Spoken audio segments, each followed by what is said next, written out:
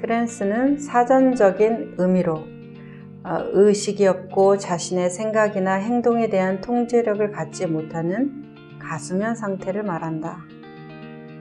여기에서 말하는 무가치함의 트랜스는 자기 스스로를 불완전하다고, 무가치하다고 믿는 믿음에 사로잡혀 있는 상태를 말한다. 속으로는 자기를 무가치하다고 여기면서도 겉으로는 자기의 가치를 증명하려고 안간힘을 쓴다. 이런 트랜스에서 벗어나기 위해서는 벗어나려는 노력을 멈춰야 한다. 그리고 트랜스를 받아들여야 한다. 매 순간을 있는 그대로 경험하려면, 다시 말해 근본적인 수용을 해야만 행복해지는 방법을 제대로 알게 될 것이다. 난 뭔가 잘못됐어. 난 뭔가 근본적으로 잘못됐다는 기본 가정을 세우고서 기본적으로 결함이 있는 자신처럼 느껴지는 것을 통제하고 바로 잡으려는 분투가 있다. 내가 누군가 실망시키거나 거부당할 거라는 두려움을 항상 내재한다. 반복적으로 찾아오는 괴로움의 핵심은 불완전하고 무가치하다는 두려움에 있다. 자신에게 결함이 있다는 시선으로 삶을 경험할 때 진정 자신이 누구인지 진실을 자각할 수 없게 된다.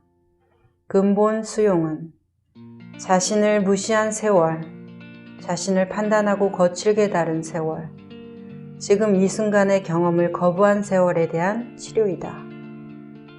자신을 더 많은 수용과 친절로 감싸 안으며 난 뭐가 잘못됐다는 괴로움에서 자유로워지면 자신의 온전함을 믿게 된다. 나는 세상에 존재할 가치가 없다. 실패할 거라는 두려움에 사로잡혀 있을 때 그것과 유사한 상태에 있는 것이다. 깨어는 있지만 삶의 경험을 제약하는 꿈을 꾸며 살게 된다. 트랜스에는 아무리 노력해도 항상 부족할 거라는 믿음이 내재되어 있다. 무가치함과 소외감은 여러 형태의 고통을 일으키며 우울감과 절망감이 깔려 있다. 수용된다고 느끼는 일체감을 경험하길 열망한다. 무가치함의 트랜스가 항상 수치심이나 결핍감 같은 감정들로 드러나지는 않는다.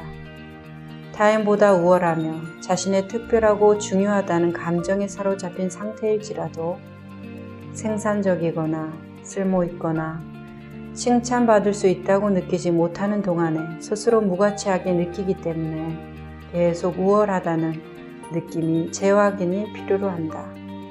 결국 아이러니하게도 더욱 열심히 노력하고 하루 종일 더 잘해야 한다는 만성적 결함에 쫓겨다니면서 삶을 그저 피상적으로 살아간다.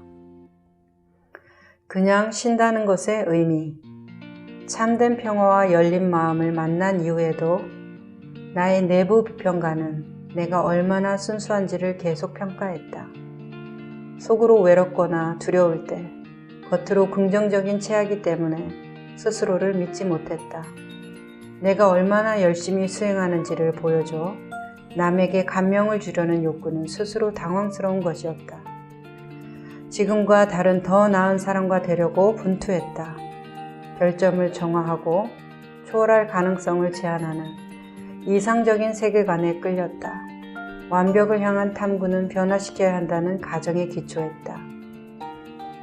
인간은 약점을 부끄러워하고 거부당하기를 두려워하지만 수치심과 자기 혐오는 스스로의 가치를 증명하라고 요구한다. 우리는 왜 자기 혐오에 빠지는가? 자신이 얼마나 부주의하고 습관적으로 판단을 내리며 화를 내고 자기 중심적인지 알게 될 때 자신의 상처를 돌아보면서 어린 시절 자신이 갈망하던 사랑과 이해를 제대로 받지 못했음을 깨닫는다. 불완전한 우리 부모 역시 불완전한 부모들 밑에서 컸음을 알아야 한다. 두려움, 불안정, 욕망이 세대를 걸쳐 전승된다.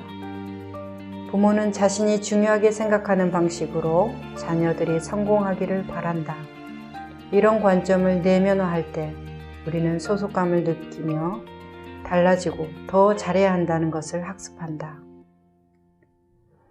불안을 오히려 강화하는 우리의 습관적 전략들.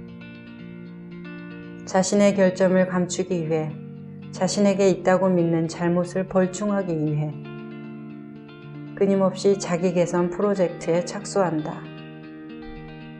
대중매체의 기준을 만족시키기 위해 이성적인 모습과 비교하며 그 차이를 줄이려고 애쓴다. 지금 이 순간의 경험으로부터 물러나서 막연한 불안 상태로 살아간다. 미래에 초점을 두고 삶을 관리하고 실패에 단단히 대비한다는 착각 속에서 바쁜 상태를 유지한다. 자신에 대한 최악의 비평가가 된다. 다른 사람은 훨씬 성공적으로 삶을 관리한다고 믿고 자신의 결함을 예리하게 상기한다. 패배를 숨길 때마다 자신이 불완전하다는 두려움은 더욱 커지게 된다.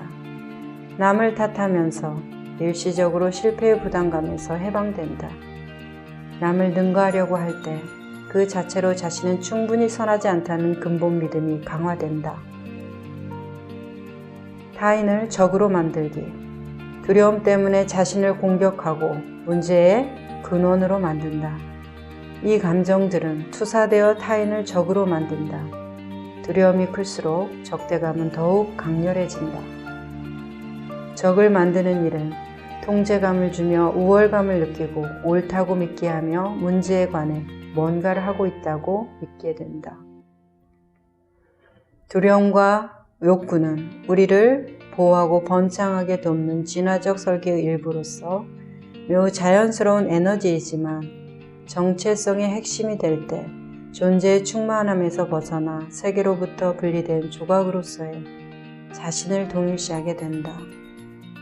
우리의 존재감이 의존감과 불안감으로 정의된다면 소중한 전체성을 상실하게 된다. 있는 그대로 받아들이면 고통 혹은 불만족은 보편적이며 그것의 존재를 완전히 인식하는 것이 깨달음의 첫 단계다. 경험하는 자기는 익숙한 생각, 정서, 행동의 패턴의 집단이다. 우리에게 가장 습관적으로 일어나는 강력한 느낌과 생각이 우리가 나라고 생각하는 것의 핵심을 정해야 한다. 내가 무가치하다는 느낌이 들어 그 느낌을 자세히 들여다볼 때 실제로 무엇이 어떻게 부족한지 짚어낼 수 없는 경우가 있다. 분리된 나라는 느낌이 자신에게 문제가 있다는 근본 과정을 이끌어낸다. 승찬 스님은 자유란 불완전함에 대한 근심 없는 것이라 했다. 불완전함은 우리 개인의 문제가 아닌 존재의 자연스러운 부분임을 알 때 삶의 순간들을 잃어버리지 않게 된다. 매 순간 온전한 존재함으로 고통과 관계 맺을 때 삶은 현명하고 자비로운 마음과 연결된다. 성찰 연습 안내 드릴게요. 무가치함의 트랜스를 인식하게 되면 삶을 압도하던 트랜스는 힘을 잃게 된다. 질문하겠습니다. 나의 몸을 있는 그대로 수용하고 있는가? 나의 마음을 있는 그대로 수용하고 있는가? 나의 정서와 기분을 있는 그대로 수용하고 있는가? 행동 방식 때문에 자신을 나쁜 사람이라고 느끼지는 않는가? 이 순간 나 자신을 있는 그대로 수용하고 있는가?